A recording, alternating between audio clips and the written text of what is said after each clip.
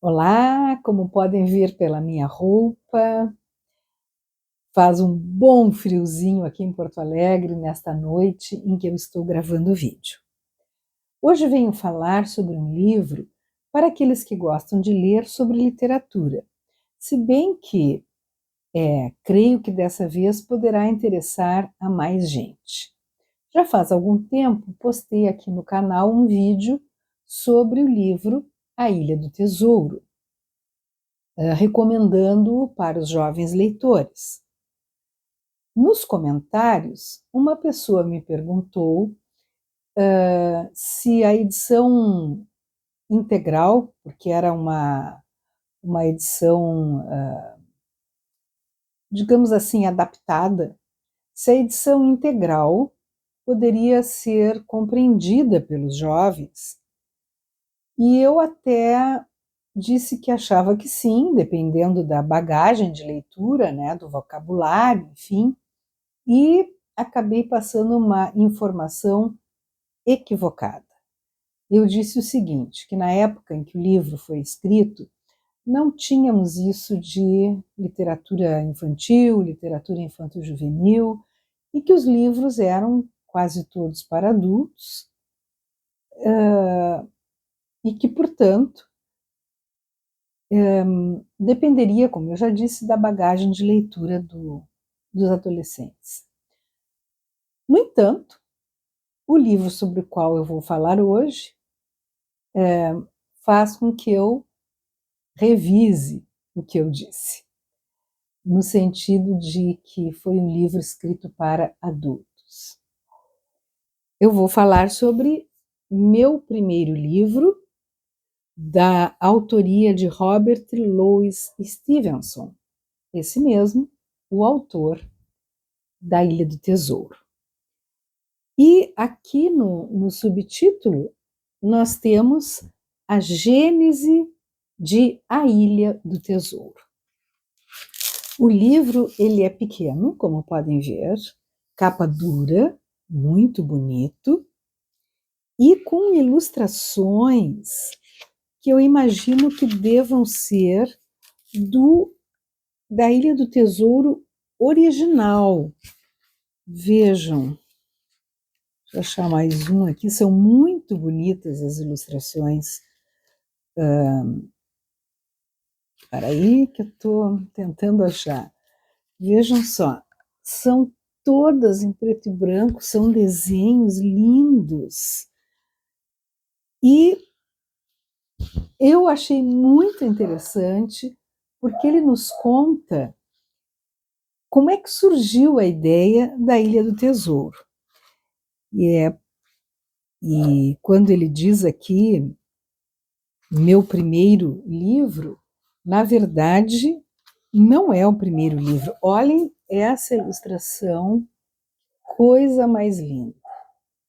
Um parênteses, esperei até agora para gravar, porque os cães estavam latindo muito aqui na zona. E agora, quando pararam e eu começo a gravar, eles voltam a latir. Paciência. Logo que a gente abre aqui, a gente lê o seguinte: A Ilha do Tesouro estava longe realmente de ser o meu primeiro livro, pois não sou apenas um romancista. Mas eu estou bem ciente de que meu mestre pagador, o grande público, avalia com indiferença, se não aversão, qualquer outra coisa que eu tenha escrito antes.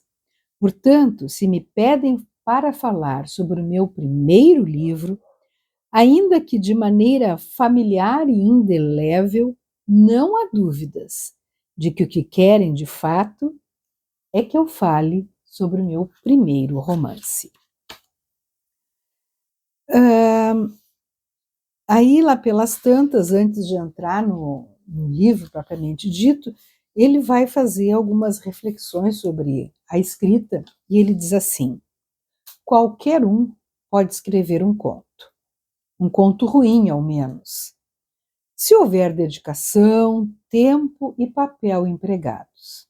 Entretanto, não são todos que são capazes de escrever um romance, mesmo que seja um mau romance. Sua extensão é o que mata. O iniciante precisa sentir algumas rajadas de vento, uma tacada de sorte precisa lhe ocorrer.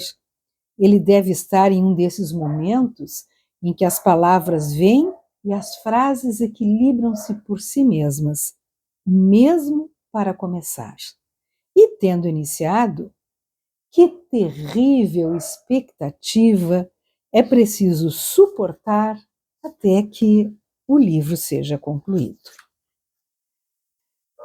Então ele vai contar o seguinte, que ele estava com alguns problemas de saúde e precisou se mudar, ir para um lugar onde o ar era melhor, as condições de temperatura eram melhores, para, digamos assim, fazer parte de um tratamento de cura. E aí ele diz que nesse local, que era uma hospedaria conhecida como a casa de campo da falecida senhorita MacGregor, havia um menino, um estudante em férias, com muita necessidade de algo escarpado, alguma coisa desafiadora para ocupar a sua mente, em suas palavras. Ele não se interessava por literatura. Era a arte de Rafael que recebia sua preferência e, com a ajuda de pena e nanquim e uma caixa de xelim com tinta guache, ele rapidamente transformou um dos quartos da estalagem em uma galeria de arte. Meu dever mais imediato com a galeria era o de ser o apresentador do espetáculo, mas às vezes eu me desdobrava um pouco, juntava-me ao artista no cavalete, por assim dizer, e passava a tarde com ele numa emulação generosa, fazendo desenhos coloridos. Em uma dessas ocasiões, fiz um mapa de uma ilha. Foi bem elaborado e belamente construído, assim eu penso. Esse mapa e sua forma despertaram minha fantasia além do que é possível expressar. Ele continha portos aprazíveis como sonetos, e com a inconsciência dos predestinados, eu nomeei minha obra de arte de A Ilha do Tesouro. Aí ele fala mais um pouco e diz assim: de alguma forma, dessa maneira, enquanto eu estudava o mapa da minha Ilha do Tesouro, os futuros personagens do livro começaram a aparecer um a um, visivelmente reconhecíveis em meio aos bosques imaginários. Seus rostos bronzeados e suas armas brilhantes me espiavam de cantos inesperados, enquanto iam e vinham, lutando entre si e caçando tesouro nesses poucos centímetros quadrados de uma projeção plana. Quando dei por mim, estava com um papel em minhas mãos, escrevinhando uma lista de capítulos. Seria uma história para meninos, sem a necessidade de muitos elementos psicológicos ou de uma escrita refinada, e eu tinha em meu convívio um menino para testá-la. Então vejam, foi um livro realmente concebido para jovens. Na página seguinte, ele diz assim: eu não tinha condições de lidar com um brigue, tipo de barco que o Hispaniola deveria ter sido, mas considerei que poderia mudá-lo e navegar com uma escuna, sem passar muita vergonha. Foi então que tive uma ideia para John Silver, que prometia tornar-se uma fonte interminável de entretenimento para mim. Pegar um amigo, que eu admiro, e a quem o público leitor também gosta e admira como eu, privá-lo de todas as suas evidentes virtudes e graças de temperamento, deixá-lo apenas com sua força, sua coragem, sua rapidez e sua magnificente genialidade e tentar expressá-las nos termos da cultura de um rude e grosseiro homem do mar. Essa espécie de cirurgia física é, penso eu, uma maneira comum de criar um personagem. Talvez seja, de fato, a única maneira. Depois, no capítulo 3, ele inicia assim: numa manhã fria de setembro, junto a uma nesga de fogo vivo, com a chuva tamborilando na janela, comecei a escrever O Cozinheiro de Bordo, que era o título original de A Ilha do Tesouro. Não resta dúvida. Bom, agora ele vai falar assim que algumas ideias ele traz de leituras prévias.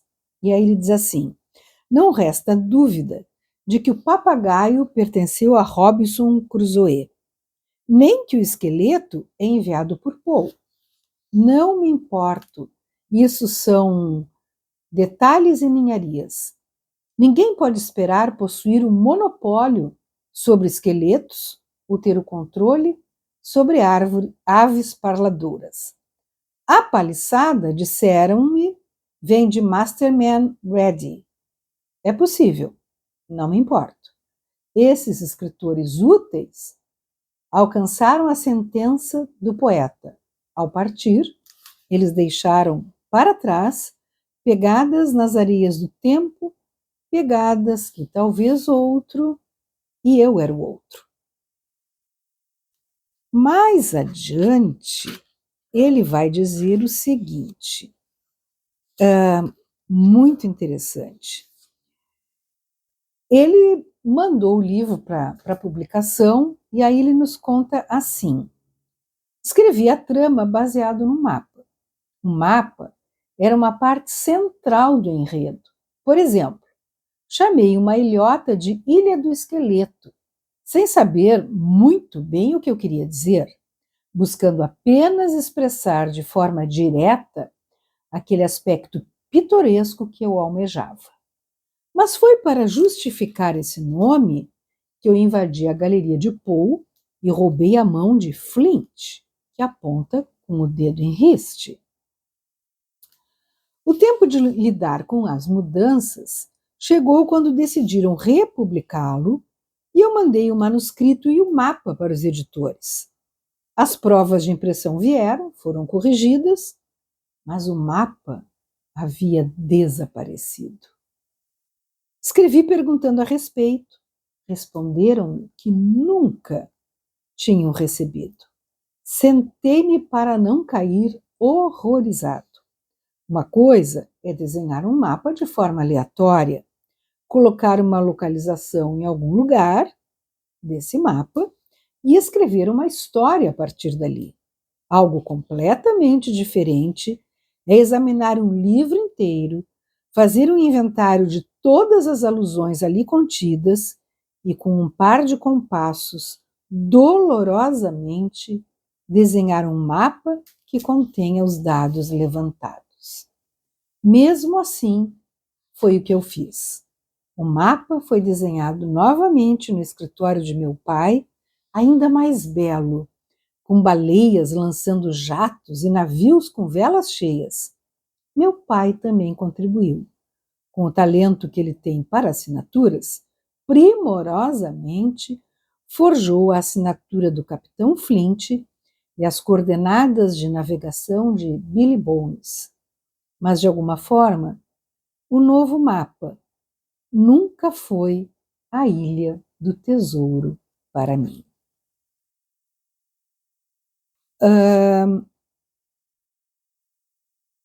Depois, há uma breve notícia bibliográfica sobre o autor e, no fim, tem uma informação sobre o Centro de Pesquisa Robert Louis Stevenson.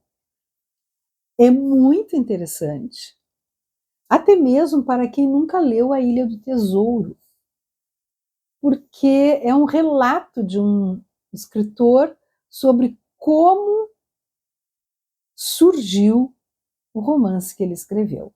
Então, a sugestão é meu primeiro livro, da autoria de Robert Louis Stevenson, editora Memorabilia. Boa leitura!